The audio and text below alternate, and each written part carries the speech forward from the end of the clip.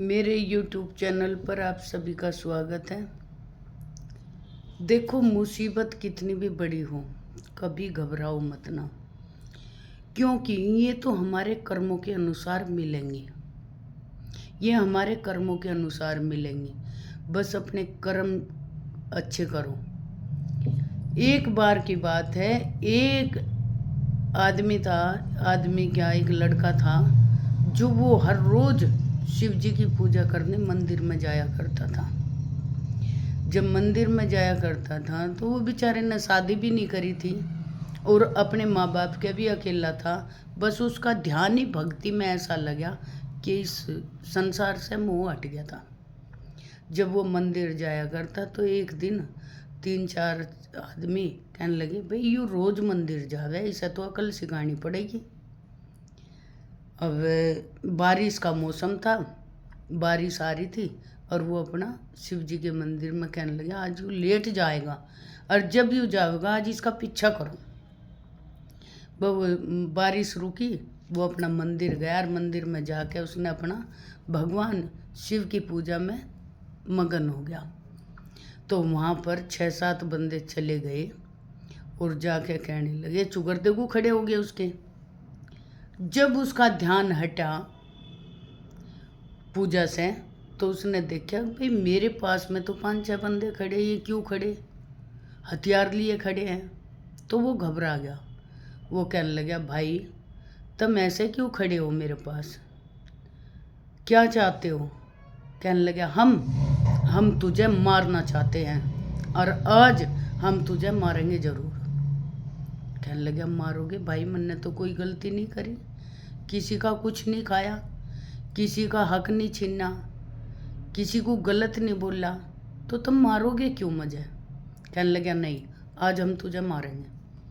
बस उसे और तो कुछ आया नहीं, उसे ध्यान अपने प्रभु का आया और उसने कहा कि भाई मरने वाले की आखिरी ख्वाहिश पूरी करते हैं। तो मैं आपसे रिक्वेस्ट करता हूँ कि मुझे 2 मिनट का समय दे दो आप, और फिर आप जो चाहे तो कर लेना। अब मैं कहने लगे, ठीक है भाई, मारना तो है ही, लेकिन 2 मिनट का समय दे देते हैं इसको, कर लेने दे इसे जो करेगा। अब वो 2 मिनट का समय उसको दे दिया और वो अपना ध्यान में लीन हो गया। फिर उस भगवान से, उस प्रभु से उसने प्रार्थना करी कि प्रभु आज ये 6 बंदे जो मुझे मारने के लिए आए हैं, तो ऐसा मैंने कौन सा गुनाह करा जो ये 6 मुझे मारने के लिए तैयार खड़े। अरे मैंने तो जब से होश संभाला आज तक कुछ करा ही नहीं। तो भगवान शिव की भविष्यवाणी हुई, आकाशवाणी हुई। कहने लगे, अरे मूर्ख, तूने ये 6 बंदे 6 जगह मार रखे, 6 जगह खत्म करे थे तूने ये 6 बंदे, और आज यो मेरी भक्ति का ही फल है, यो मेरी भक्ति का ही फल है। जो तू मेरी आराधना कर रहा, मेरी सेवा कर रहा, इसी का फल है। अब जो ये 6 के 6 तुझे एक जगह ही मार लेंगे, नहीं तो इस दंड को भोगने के लिए तुझे 6 बार जन्म लेना पड़ेगा, 6 बार जन्म लेना पड़ेगा और 6 बार मरना पड़ेगा। कहने लगे, अच्छा, हाँ। कहने लगे, उठ के अपना ध्यान पसे और उसने कही उनसे कि भैया मार लो। कहने लगा, भैया ऐसे नहीं मारेंगे, पहले हमें न्यू बता कि तूने क्या प्रार्थना करी और तुझे क्या पता चला, पहले हमें ये बता, जब हम तुझे मारेंगे। कहने लगे, नहीं भैया तुम अपना काम करो, मैं फ्री हो जाऊंगा, तुम मारो, अपना काम करो। कहने लगा, नहीं पहले तुझे बतानी पड़ेगी कि तुझे क्या भविष्यवाणी हुई है तेरी, क्या तुझे मिला है। उसने कहा, भैया बुरा मानने की बात नहीं, यूँ मुझे जन्म मिला है और या जो मैं प्रार्थना कर रहा हूँ, इस प्रभु की सेवा कर रहा हूँ, इसका सुमरण कर रहा हूँ, इसका फल है। अब जो आज तुम मुझे 6 के 6 एक जगह मार लोगे, नहीं तो मैंने तुम्हें 6 के 6 को अलग अलग मार रखा, और उसके लिए मुझे 6 जन्म लेने पड़ेंगे। तो इससे बढ़िया अगर तुम मुझे 6 के 6 एक साथ मार लो।